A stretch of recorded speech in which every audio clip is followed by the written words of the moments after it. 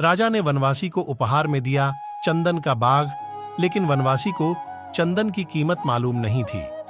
सही जानकारी न होने पर सुनहरे अवसर की परख नहीं हो पाती है और नुकसान उठाना पड़ता है। इसीलिए लगातार ज्ञान बढ़ाते रहना चाहिए।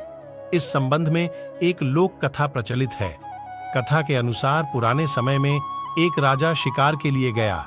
राजा अकेले ही वन में गया था। शिकार की तलाश में राजा वन में ज्यादा आगे तक पहुंच गया। शाम हो गई थी। अंधेरा होने की वजह से राजा रास्ता भटक गया था। भूख प्यास से राजा की हालत खराब हो रही थी।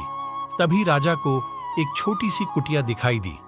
राजा तुरंत ही उस कुटिया में पहुंच गया। वहां एक वनवासी रहता था। राजा ने उस वनवासी को अपना परिचय दिया। राजा को अपनी कुटिया में देखकर वनवासी ने भोजन पानी की व्यवस्था कर दी। भोजन के बाद वनवासी ने राजा के लिए रात में सोने की जगह दी। राजा उस वनवासी से बहुत खुश था। सुबह उठकर राजा ने वनवासी से कहा कि हम तुम्हारे आतिथ्य से बहुत प्रसन्न हैं। अभी हमारे पास तुम्हें देने के लिए कुछ नहीं है, लेकिन तुम हमारे दरबार आना, हम तुम्हें उपहार देंगे। वनवासी ने राजा को राज्य लौटने का रास्ता बताया और उस रास्ते से राजा अपने महल पहुंच गया। अगले दिन वनवासी भी राजा के दरबार में पहुंच गया। राजा ने वनवासी को पहचान लिया और मंत्री से कहकर उसे चंदन के पेड़ों का एक बाग उपहार में दे दिया। वनवासी को चंदन की कीमत, उसके गुण और उसके महत्व की जानकारी नहीं थी। वह चंदन की लकड़ी जलाकर उसका कोयला बाजार में बेचने लगा। धीरे धीरे बाग के सभी चंदन के पेड़ खत्म हो गए। सिर्फ एक पेड़ बचा था।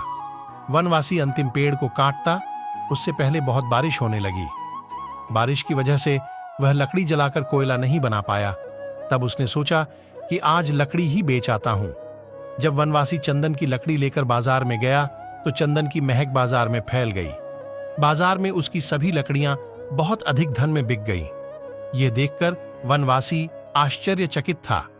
उसे समझ आ गया कि उसने बहुमूल्य लकड़ी को जला जलाकर कोयला बनाकर बेचा, जबकि इससे तो बहुत ज्यादा धन प्राप्त किया जा सकता था। इस कथा की सीख यह है कि अगर किसी काम की जानकारी नहीं है तो पहले उससे संबंधित पूरा ज्ञान अर्जित कर लेना चाहिए, तभी कोई नया काम शुरू करना चाहिए। जानकारी के अभाव में नुकसान होने की प्रबल संभावनाएं रहती हैं।